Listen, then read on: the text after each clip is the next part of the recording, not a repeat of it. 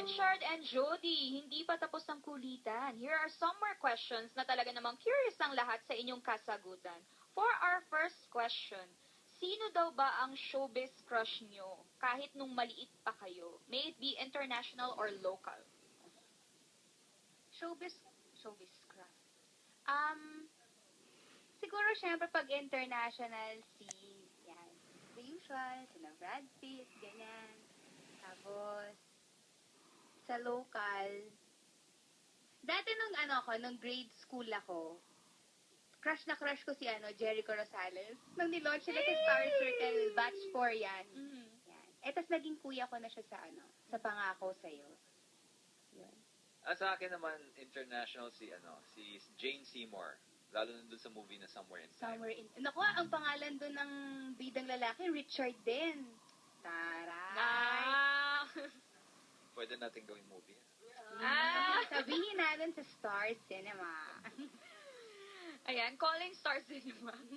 Next question, what is your first impression of each other?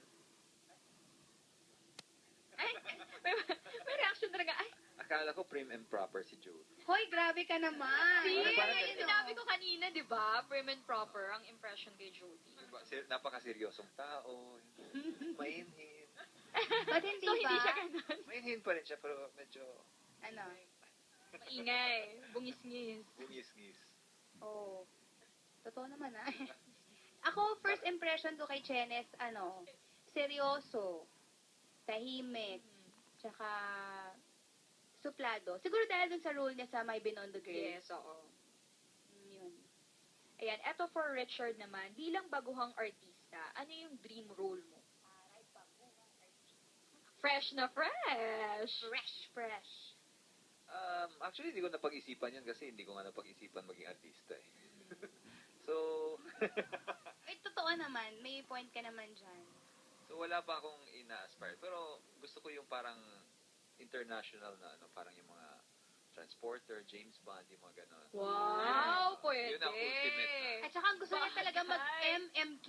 Ay, naku. Gusto niya talaga heavy drama. MMK, ready na siya. Tracy ng kaya na,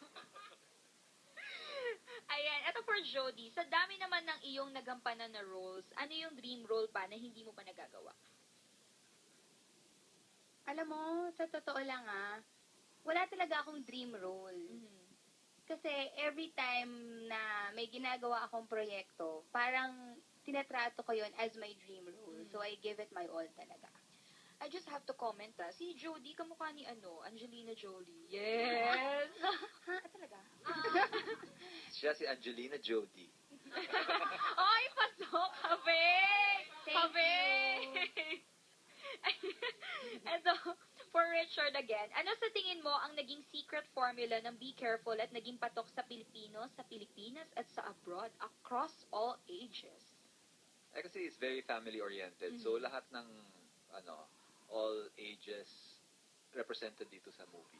Sa teleserye. Kasi Movie? Ay, chinachana na talaga yung movie.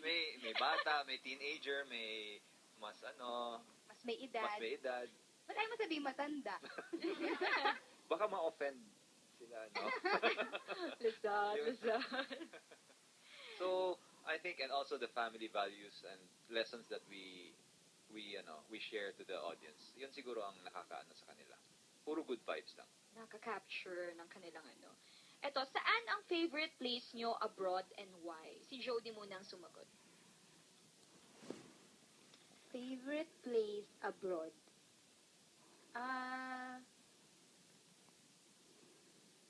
Tagal sumagot Ano ba? Madami. Mahilig kasi ako mag-travel talaga. Pero wala akong masabing favorite place ko. Kasi every time na nagta-travel ako, parang talagang ninanamnam ko yung lugar.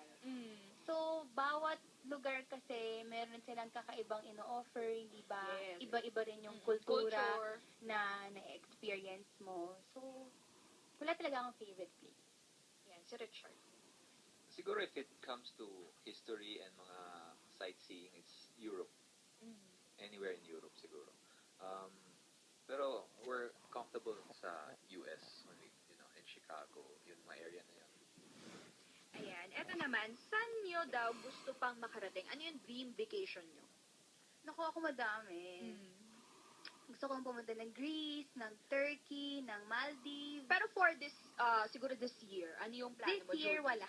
Kasi Easy. walang paglalagyan. Oo. Pero, next year na. Hopefully, Oo, next time na may talagang- pupuntahan ka, anong bansa ito? Yun, gusto kong mag-tour sa Europe. Tapos, may side trips sa Greece and Turkey. Ayan.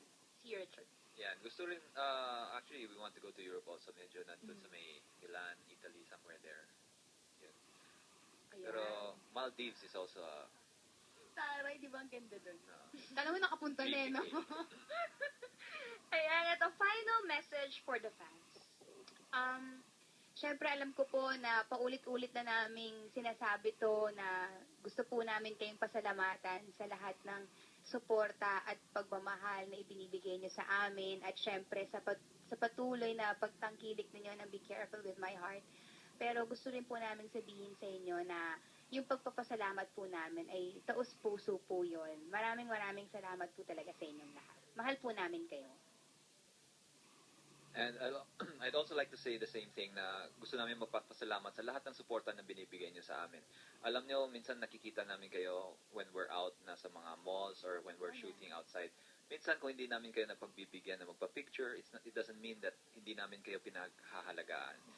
It's just that minsan marami kami ginagawa, minsan pagod na kami, lalo na pag alas 3, alas 4 na ng umaga. So, intindihin niyo din kami. As we would like to give you a show na May maganda sentiment talaga si, para ano, sa inyo. si Hindi kasi Sir G. mahirap kasi yung ibang tao na misconstrue nila na Yes. parang suplado, gano'n. Pero syempre hindi naman namin pwede pagbigyan lahat. Pero kay Jody okay lang daw kahit anytime kasi very accommodating siya. Hindi yan. Pero maraming salamat po talaga sa inyong lahat. Pinahahalagahan po namin ang inyong suporta. At syempre, na-appreciate po namin yun. Thank you very much. Ayan. Thank you very much, Richard and Jody, for gracing us here in Global Kapamilya Chat. It was fun. It has been fun interviewing you guys again. So, thank you guys. And thank you to our Global Kapamilya sa naghintay at nag-log on po today and nag-register sa txc.tv. Thank you. Thank you po.